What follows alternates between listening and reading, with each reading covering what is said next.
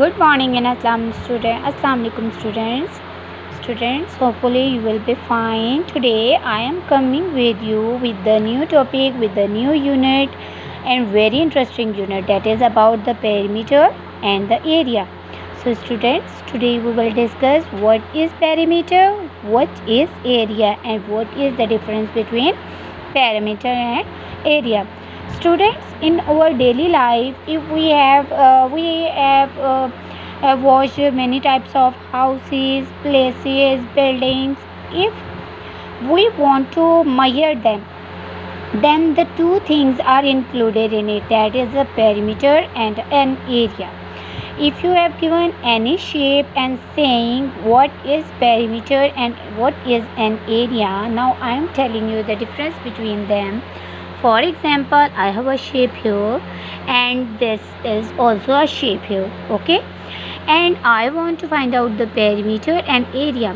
If I want to find out the perimeter, it means to find out the complete borders of this shape.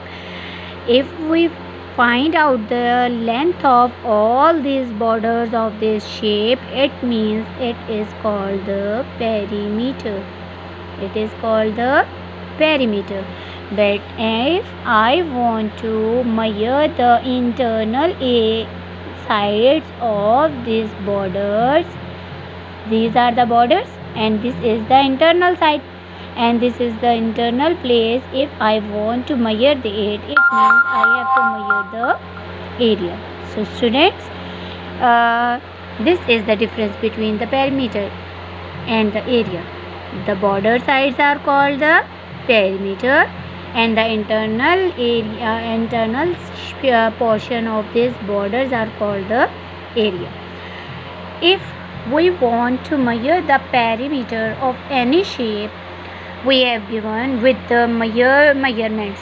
For example, this is the shape we have given with the measurements. These are the measurements of these borders, and if we add it together these sides, it means we have to measure the perimeter. So let's come here students. If we want to find out the perimeter, we write all the measurements of this shape. This 1 centimeter, right here 1 centimeter, then 2 centimeter, right here 2 centimeter, then 3 centimeter, right here 3 centimeter, then again 1 centimeter, we write here 1 centimeter, then again 3 centimeter, we write here 3 centimeter, then again 2 centimeter, we write here 2 centimeter. All these measurements, if we add them, 1 plus 2 3, 3 plus 3 6, 6 plus 1 7, 7 plus 3 10, 10 plus 2 12. So the perimeter of this shape is 12 centimeters. So come here with me students. Your exercise number 2 is to calculate the perimeter of the given shapes. You have given different shapes with different measurements. You just calculate the total of these border sides, then you find out the perimeter. Okay students, you will understand the perimeter very clear about these figures. But now if you have to tell them to find out the perimeter of a specific shape like a square and the rectangle, then there is a specific formula for these shapes. So if we find out the perimeter of a rectangle, you know this is our rectangular shape, and if you have given the rectangular shape with their length and the breadth, then it means you find out the perimeter with the formula. The formula that is used for finding the perimeter of a rectangle is 2 into length plus breadth. Okay students, again I am telling you the perimeter of a rectangle is equal to 2 into length plus breadth. This bracket means the sum of these two numbers will be multiplied with 2 because there is no operation here. So if you have given the measurement of the rectangle, that this is the length, this is the length of the rectangle, and this is the breadth of the rectangle. Students, if you have given these two lengths, then put them. Length is 3 centimeters, so I write here 3 centimeter.